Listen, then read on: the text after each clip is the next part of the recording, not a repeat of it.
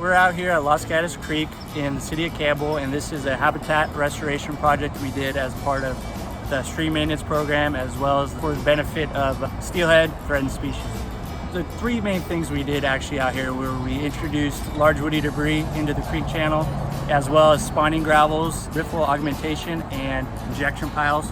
Those are three main elements we use to enhance the habitat.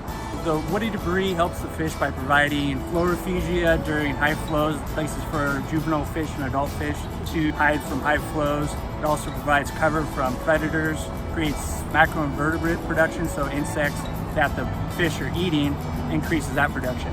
The gravel provides areas for the fish to spawn, provides areas for the fish to rear, and provides increased production of the macroinvertebrates or insects that the fish eat.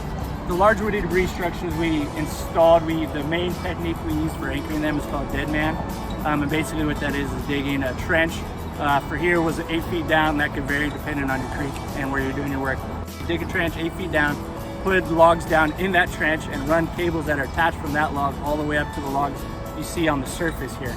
And then we backfill over those logs with the cables out of the ground, attach our surface logs to them, and now that's their anchor. So there's engineering calculations we go over, figure out how deep they need to be and how big and all that stuff. But that's the main anchoring technique we did use on site.